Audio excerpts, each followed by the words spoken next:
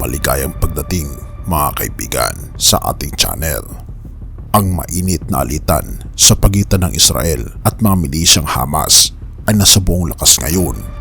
Ilang mga miyembro ng Hamas ang nag-raid sa ilang mga Israeli mula sa mga bayan malapit sa hilagang bahagi ng border ng Israel. Bilang tugon, naglunsad ang Israeli Army ng malawakang opensiba upang singilin ang Hamas sa kanilang mga gawain at iligtas ang mga bihag. Atin itong pag-usapan mga kaibigan. Nagpapatuloy ang mga Israeli airstrike sa Gaza ngayong gabi. Inanunsyo ng Israeli Air Force ang mga airstrike sa daan-daang makatipunang mga target sa Gaza. Kasama sa mga target ang 12 tore na kinaroroonan ng mga ari-arian ng mga milisyang Hamas. Ayon ito sa IDF o Israeli Defense Forces. Ayon sa mga ulat, 3 miyembro ng Hamas na aktibo sa pagpapasabog sa Israel kamakailan ay naapekto rin, kasama sa iba pang mga target ang mga tulay, militar na mga kampo, tirahan ng mga matataas na ranggo ng mga milisyang ginagamit bilang mga kampo ng komandong militar, ang pasilidad ng pag-iimbak ng mga sandata at mga pasilidad ng komunikasyon. Pinakamahalaga sa lahat ay ang sikretong pasilidad sa ilalim ng lupa ng Hamas. Ang mga sundalong Israeli ay sinusubukang pasabugin ang tunnel network kung saan maaring magtago ang mga miyembro ng Hamas. Ayon kay Jonathan Conricus, ang tagapagsalita ng militar ng Israel, itinatayo ng Hamas ang kanilang network ng mga tunnel mula sa Gaza City na hawak nila ng mga 20 years na ang nakakaraan hanggang sa lugar ng Khan Yunis at Rafah. Sinabi ni Mr. Conricus na ang kailangan nating isaalang-alang dito ay ang 2 layer ng teritoryo sa Gaza. Ang isa para sa mga sibilyan sa ibabaw ng lupa at ang isa ay para sa Hamas.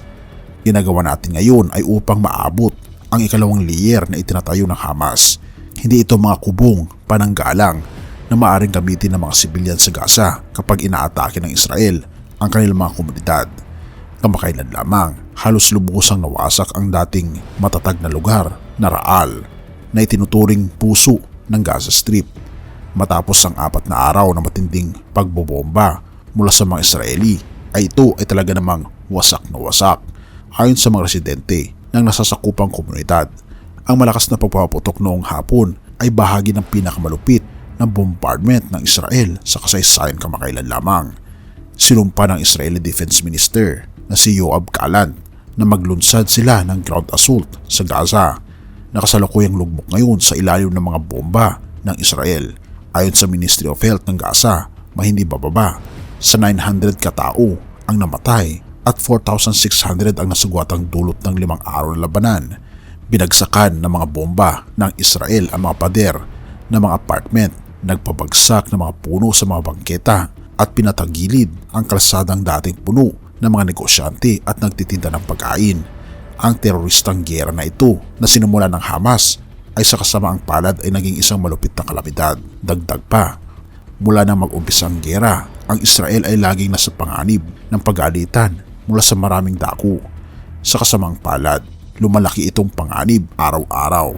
Naglalagay ng mga kampo ang mga unit ng infantry at artillery ng Israel sa hilagang bahagi ng kanilang border na malapit sa Lebanon.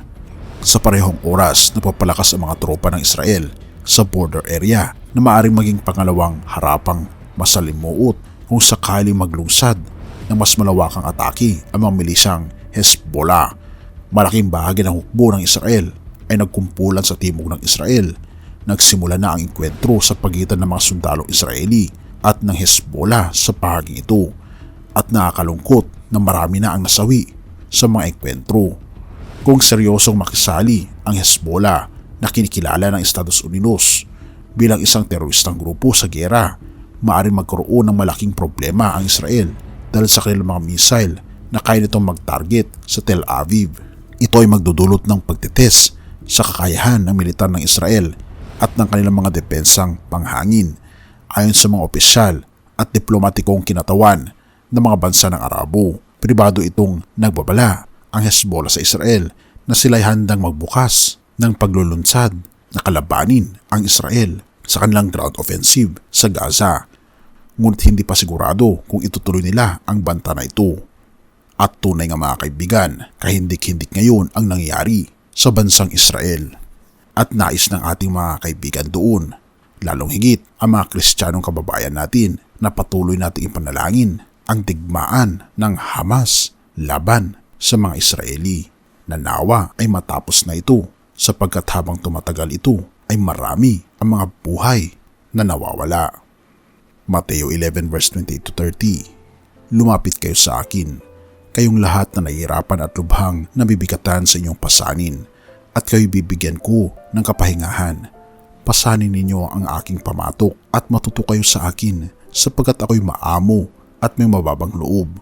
Makakatagpo kayo sa akin ng kapahingahan, sapagkat madaling dalhin ang aking pamatok at magaan ang pasaning ibibigay ko sa inyo.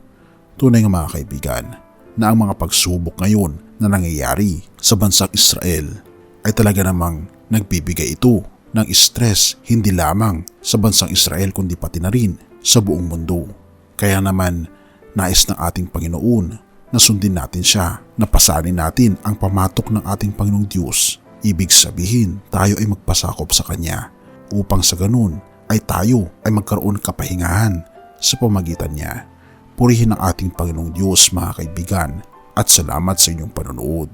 Tayo'y manalangin.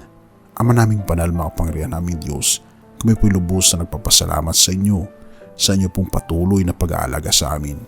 Amin pong hinihiling Panginoon na patuloy po niyong alagaan ang mga kaibigan po namin sa Israel, na nawa po ay matapos na ang digmaang ito upang sa ganun ay hindi po maraming mga tao ang matadamay. Nawa Panginoon, kayo na po ang bahala sa kanila. Salamat Panginoon sa patuloy na pag-aalaga niyo sa amin, at salamat Panginoon sa pamatok na inyo pong ibibigay sa amin upang kami po ay magkaroon ng kapahingahan. Purihin ka o aming Panginoong Diyos, at patawarin po kami sa lahat ng aming pagkukulang at pagkakasala, pagkat ito aming samutiling sa matamis na pangalan ng aming Panginoon Jesus. Amen.